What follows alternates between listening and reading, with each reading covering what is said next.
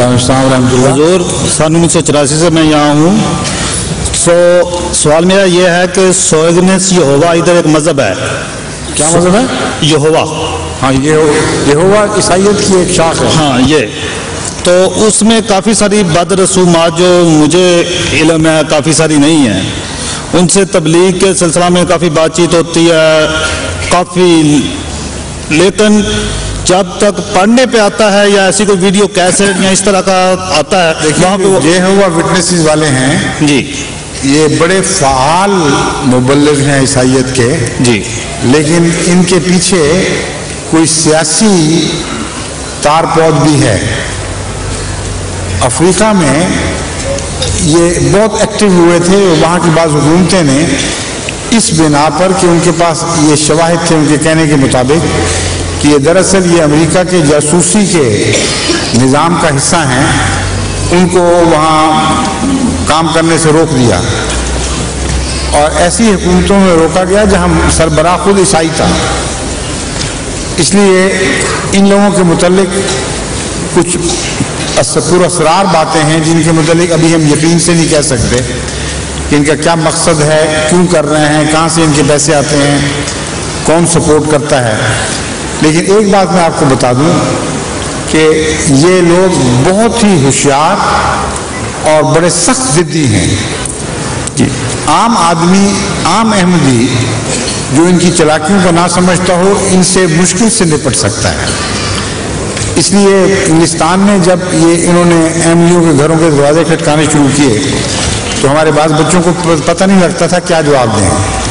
ان کو میں نے ایک دو باتیں سکھائیں، اور جہاں جہاں بھی وہ استعمال ہوئی اللہ تعالیٰ کے فضل سے یہ لوگ بالکل لاجواب ہو کر بھاگ گئے۔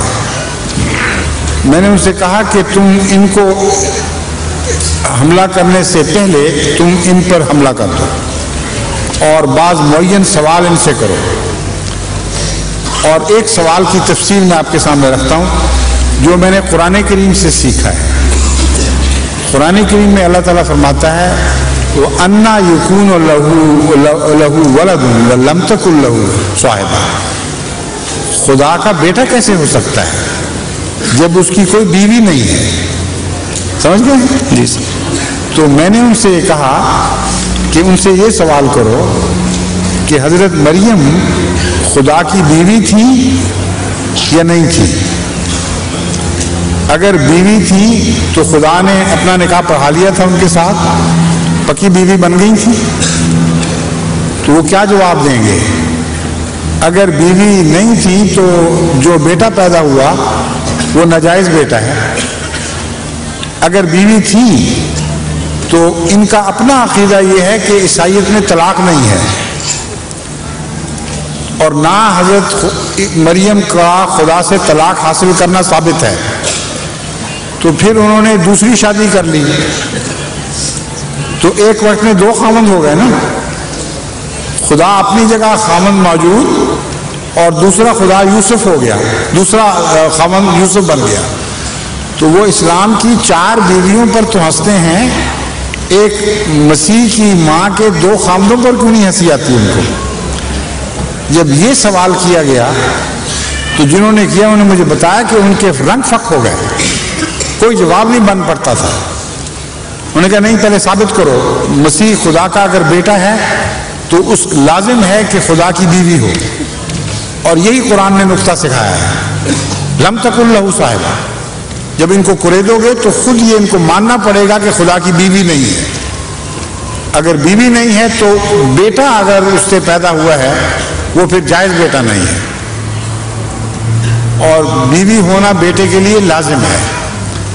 تو اس قسم کے بعض اور سوال بھی تھے۔ جب میرے پاس آئے، پہلے آنا شروع ہوئے تھے 1-2 دفعہ، جب میں نے وہ سوال کیے تو پھر اس کے بعد کبھی منہ نہیں دکھایا۔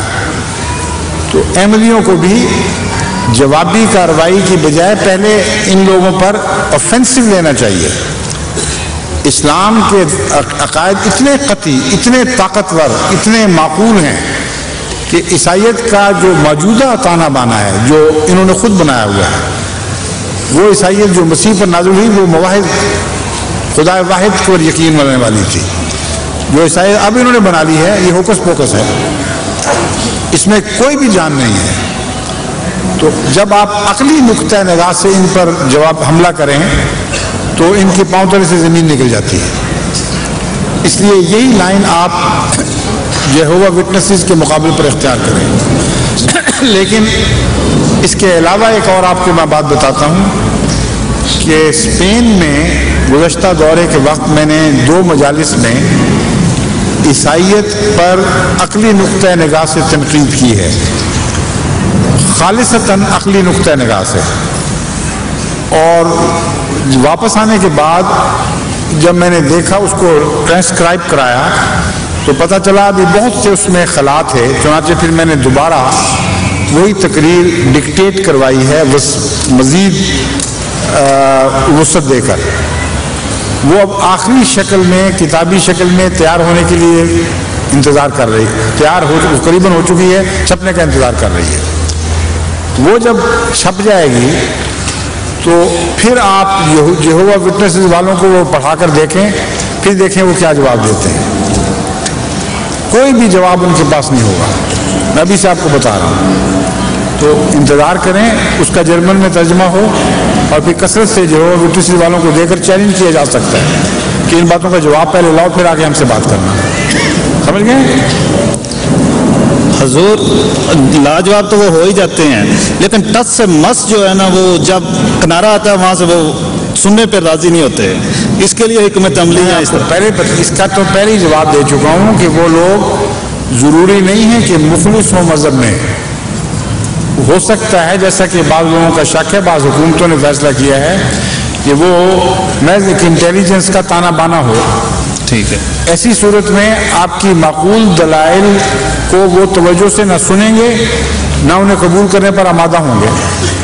इसलिए ऐसे लोगों से सर टकराना वक्त का ज़िया है। लेकिन अगर आपने बात वैसे छोड़ दी तो वो कहेंगे तुम भाग गए हो। ठीक, मैं कहता हूँ बात इस तरह छुड़वाएं कि वो छोड़ें और वो भागें। ठीक है, जज़ाक, ये जवाब दे रहा हूँ आपको मैं। जज़ाक, समझ गए? जी, शुक्रिया। अस्सलाम वालेकुम। वालेकुम सलाम।